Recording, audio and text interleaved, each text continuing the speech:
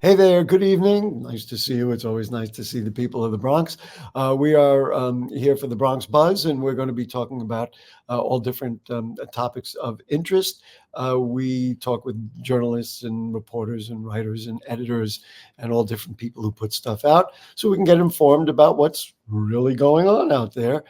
In our second segment, we have a journalist turned photographer who has taken some unbelievable photos of the Bronx. We'll examine those. But right now, let's say hello to Dario Maestro, who's the senior legal fellow at what I didn't hear about before this, the Surveillance Technology Oversight Project called STOP.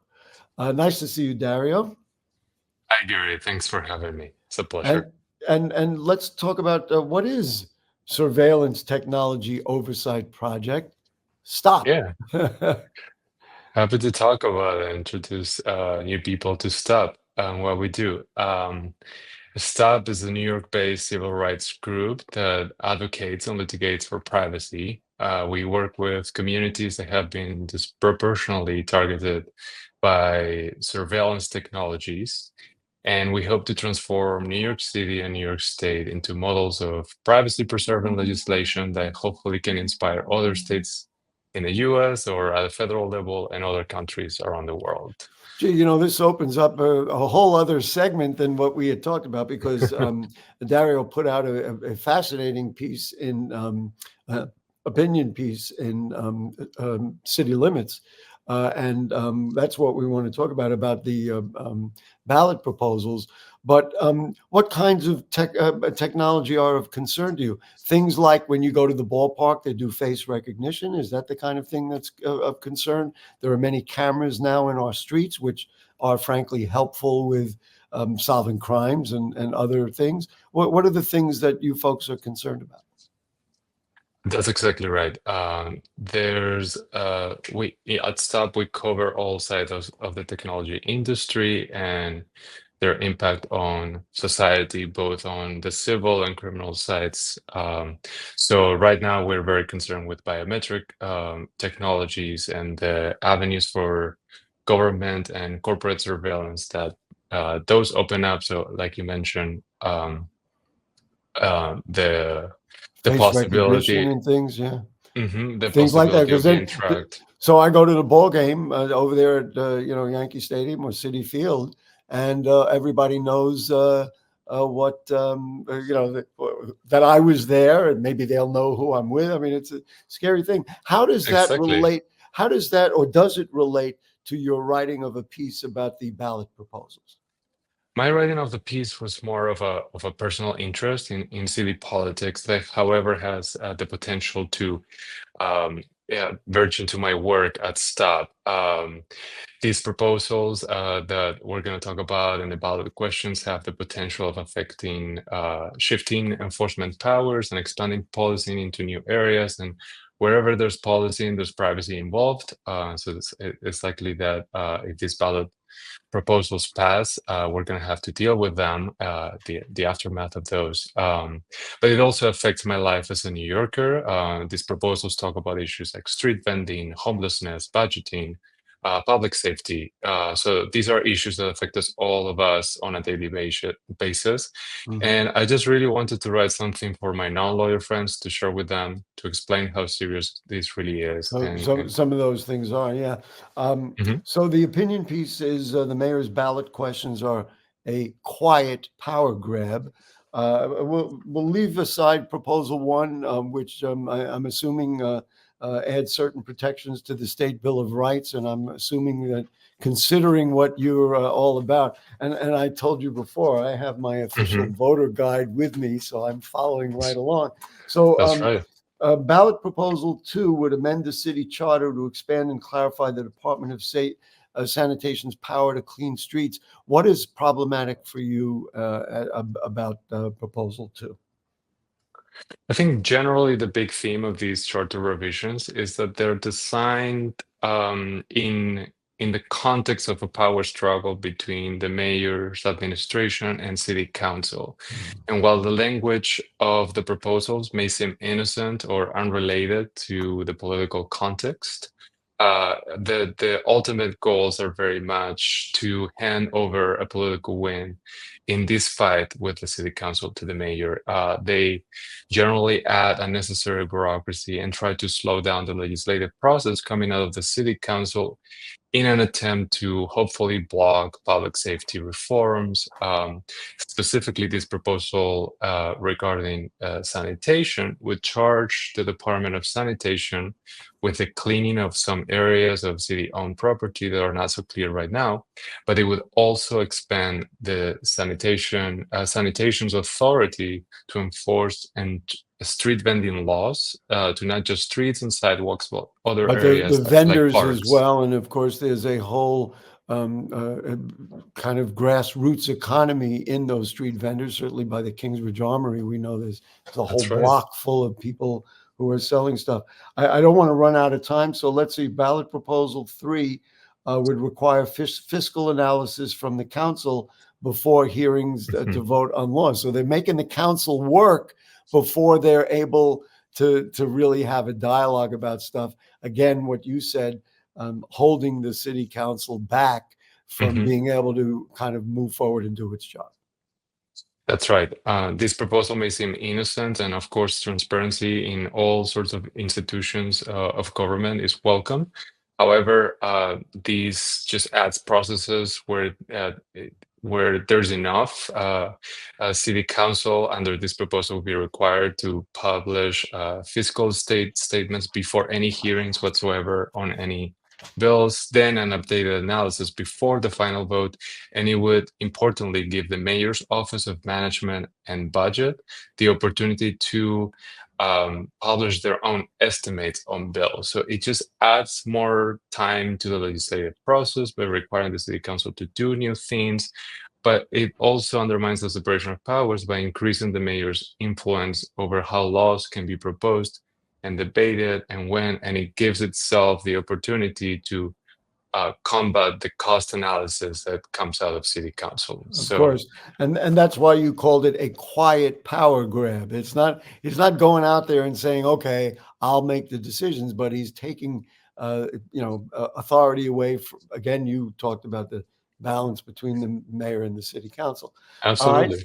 So then, ballot proposal 4 would require additional public notice and time before the city council votes on laws respecting Mhm. public safety operations of the police, correction, and fire departments. And so this certainly it follows with what Mayor Adams' agenda has been. He was, of course, a former police detective, police sergeant, maybe, uh, Mhm. and um, and so here he's saying, let the police decide, have a little more, independence, so to speak, in how they Mhm. operate. You said it perfectly. These I'm sorry, I took your thunder away. I didn't mean to do that. I would just like to add that this is probably the proposal that should concern New Yorkers the most. It would create additional requirements and processes, again, the overall theme of this charter revision, for how city council considers laws pertaining to the public safety operations of three agencies. Only three agencies: the NYPD, the Department of Correction, and the Fire Department. The NYPD and the Excuse me, Department of only Correction, three agencies. You're only talking about three police and fire and corrections. That's kind pretty of important important. ones. Yeah, yeah, right. Yeah.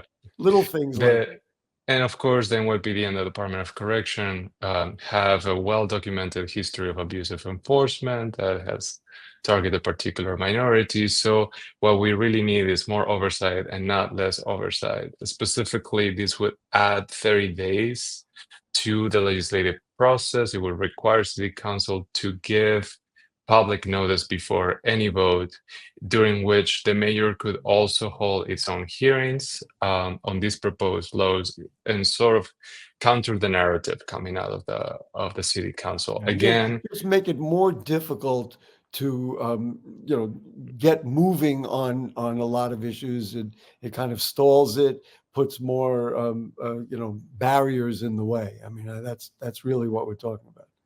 exactly right. And I think context is very interesting here because many council members feel that the Adams administration is pushing this proposal.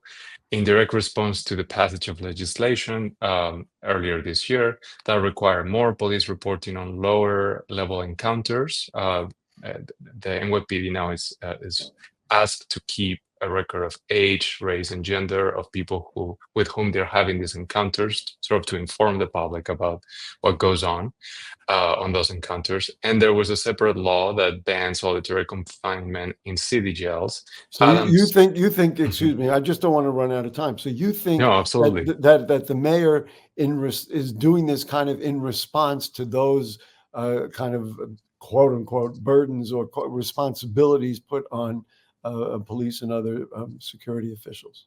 Well, it really doesn't matter what I think, but these specific laws are called out in the final report of the Charter Revision Commission as examples of bills that would be affected by this proposal. Mayor Adams strongly opposed both measures, vetoed them, then the city council overrode the veto by voting them again Right. into bills as they are now. And so I think it's really interesting that the commission call out these bills that Mayor Adams ferociously opposed before. And we should mention that it was the mayor who set up the Charter Revision Commission, particularly, one would assume, to do these things. Just got a short amount of time, and then number 5 requires more detail in the annual assessment of city facilities, mandating that the facility needs to inform a whole group of other agencies in order to proceed. That's an issue for you. Yeah, correct.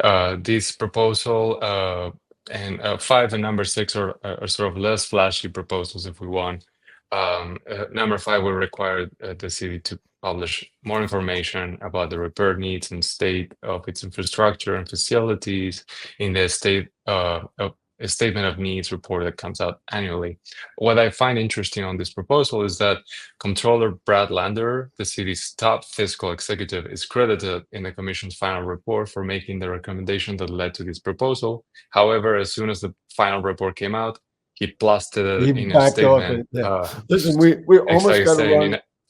Yeah, we Mhm. almost got to run. Number 6 proposal would create a new role to support MWBEs, which are minority and women business-owned businesses, allowing the mayor to designate which agency will film permits and merge 2 boards that manage city records into one. Again, giving City Hall and the mayor more control over what's going on. Listen, we do got to run. Dario Maestro, senior legal fellow at the Surveillance Technology Oversight Project. Thank you so much. We really hope you'll follow through on this. Maybe after the election, we can review what happened. And, of course, there's the whole Love that. legal thing with the mayor. And that is troubling to begin with. He may be on the way out. Who knows? Who's to say? Anyway, Dario Maestro at Stop. Thank you so much for joining us. And we're going to keep in touch with you. Maybe we'll get you back and see where we're at after November 5th. Appreciate it. I would love that. Thank you so much for having me. Okay, we're going to take a short break, and then we're going to show pictures of beautiful, incredible, unique pictures of the Bronx. Don't go.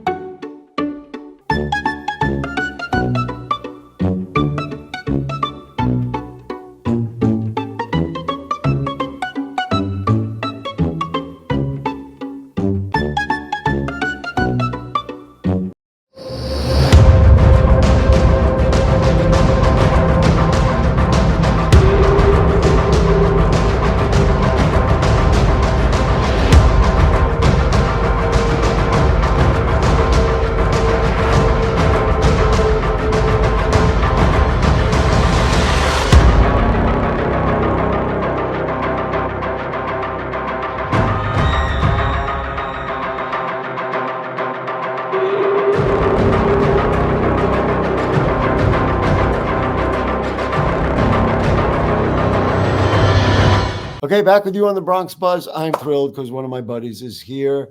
Let's see, I'll read all his credits. We do chronological order. 43 years is at the New York Daily News, former Bronx bureau chief at the Daily News. He is a journalist.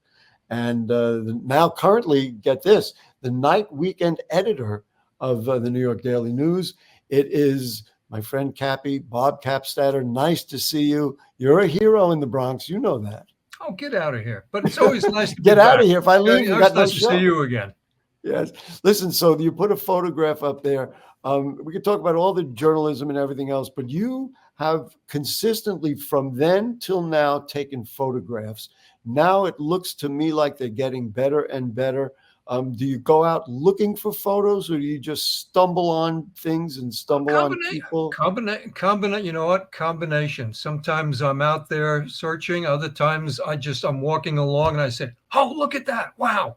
I've been doing a lot of subway riding because it's a pain in the neck driving into Manhattan. So I've been riding on the subway. That's going to be for another time. I'm seeing great pictures on riding the subway of people. So well, that'll be another segment that we'll do. Hopefully. But, so same you carry, pay, right? Same pay rate. Oh, for sure. It's always been okay. All right. So you carry a 35 millimeter camera with you, or you know use what? It varies, but for a lot of my street photography, and especially the subway shots, because you're in a closed space and people can see. And be careful. Cell phone, and it's a great model cell phone. The photos are great, and then you can have programs to improve the photos, to edit them and all that. Last question before we start looking at pictures. Sure. You take personal shots of people in public. Do you stop them and say, can I take your photo? Or do you just kind of get it in their face and take a chance that you're going to get your face punched in? Or how do you do that? I mean, never close to getting punched. A couple of times saying, hey, even with the Hells Angels. Here's the thing. If I see something, I try and grab the shot without the people noticing it, because that's the shot that I see. Sometimes or after, I'll walk up and I'll say, wow, hey, you look great. I'd love to take a photo. I love your outfit, or anything like that. Or that's I'd love, that's a great picture of you with your child. I'd love to take a picture. I can take a picture with your cell phone too, so you have it.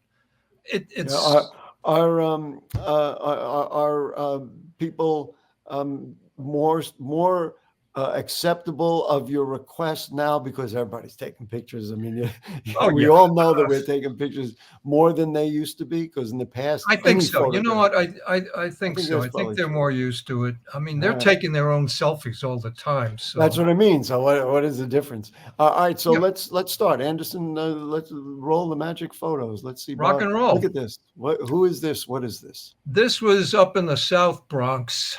I just love this shot so much. It's daddy love. She is so comforted in his arms. It's like she's had a long day and she's resting on her father. Her father is just sort of holding one of her fingers gently. I mean, this is love. Wow. And is that one of those that you just took and walked away, or did you actually? I think I just took it, and it was at some event when I was working for a local assemblyman up there, and I was shooting all over the place. And you use a zoom lens to make. I think I had a longer lens, but I really don't recall. But the picture was this. It was just there. Did you take it in color? Did you take it in color and turn it to black and white? I don't remember. I probably did. I've converted a lot of my old color into black and white. Yeah, they're just so. We've had this conversation before where I said, take a look at your old colored photos and see how they maybe do that. Especially people shots. There's something about going to black and white that isolates and focuses. Makes them iconic. Yeah, you don't have the distraction of the color. Let's keep going. We got plenty to show.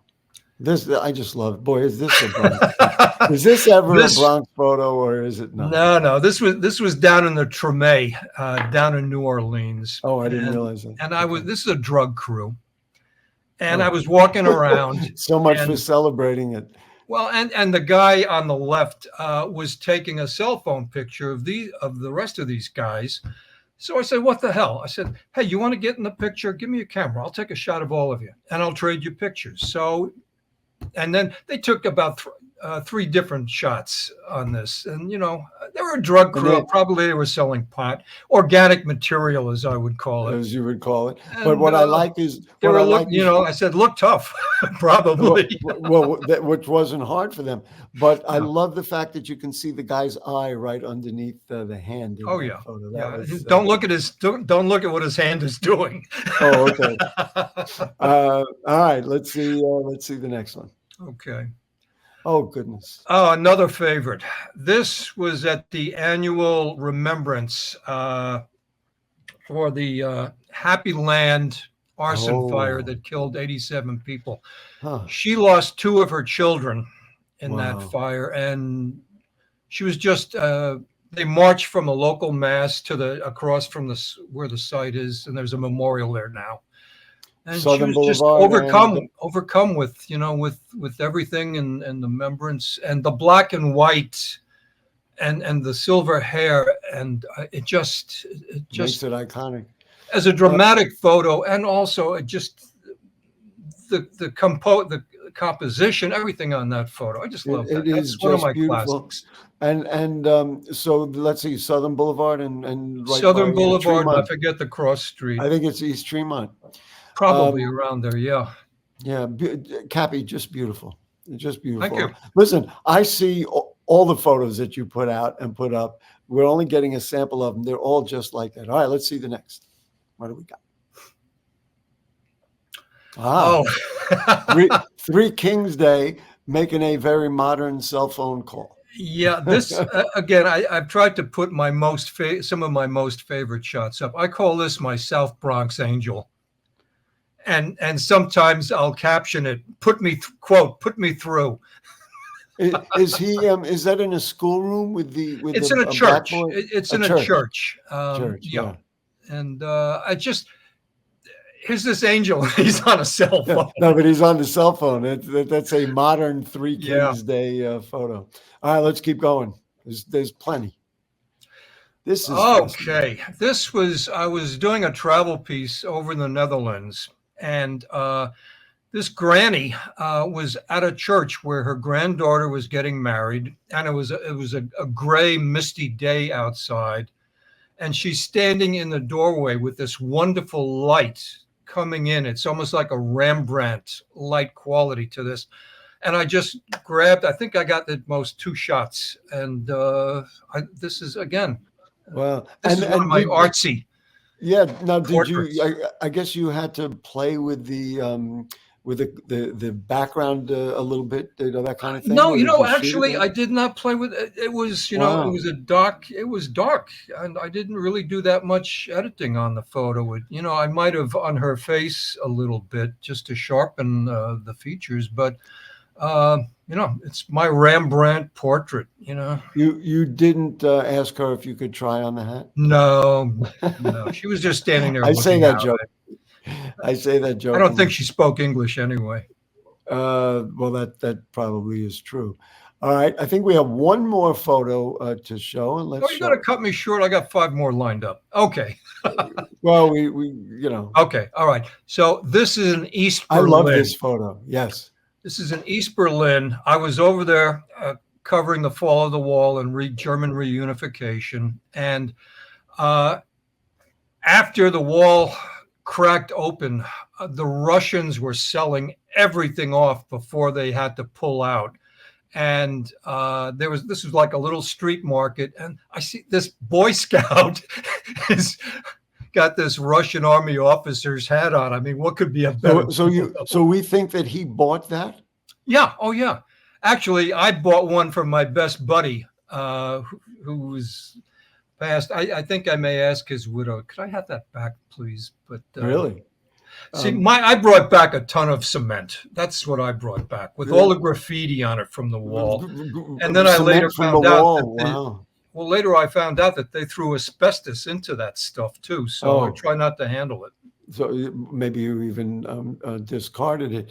I'm just Okay. curious. What other stuff did they were they selling? I mean, they sold their uniforms and all that kind of stuff. You name it, uniforms, flags,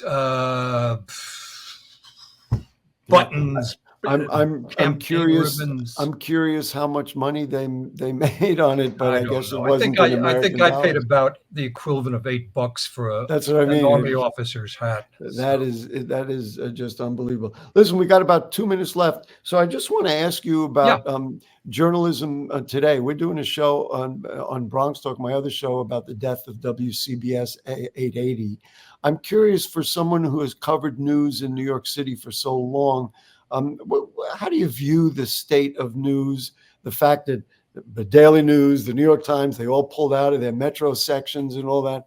And of course, you are well aware that they've cut back in a lot of the larger papers. The Daily News has laid off people after people we both know very well. What's your thought on the state of local news media? We're losing our freedom. Every day, more and more, we are losing our freedom from the local weekly newspapers who dig out the local corruption and the local problems on the school board and everything, to these large papers that can afford investigative reporters. My concept of basic journalism is, it's pretty simple. There's two guys in an office, and they're scheming to do something wrong and illegal. But one of them said, well, wait a minute. What if the newspapers find out about this? And there's not that many newspapers that are going to be left. And that's a shame. It really is. The blogs are both a blessing and a curse. I mean, look what's happening with all the false information out there. We're going to do a show on that actually in a couple of weeks before the election, about how do people choose what to believe, because now it's so media difficult between the Russians and the difficult. Iranians with their memes and plus, you don't know. Dedicate. There's no such thing as objective journalism. Hunter Thompson once said the only objective journalism is the closed circuit video camera in the local hardware store. But because after that, exactly what happened. Listen, So, Bob, it's just it's such a joy to have you as a good friend for all these years. Have fun. It's always good to be on the show. Listen, I know you've got many more pictures. We'll find another date. We'll bring you in. We'll do the next. I got a ton. I want a 2-hour special. All right, we'll do a 2-hour special. Okay, no. Okay. Later, but then that'll listen. Let's spread it out. But I love to show them. I love to be on the show, and you do a great job. Listen, are you in North Carolina now? Pardon? Are you in North Carolina now? No, I was planning to go down there a week ago, and then Helene hit, and that's it. All right, I had to cancel. I missed the foliage. Thankfully, I got family. I got my kin down there, and they're all okay. Well, we got to run. Bob Kappstatter, thank you so much, and Dario, always also good. Thank you to Dario Maestro. Give my love to Suzanne. Goodbye. Thank you so much. Okay. And that's it. If the curtain don't fall and the creek don't rise, we will be back next week.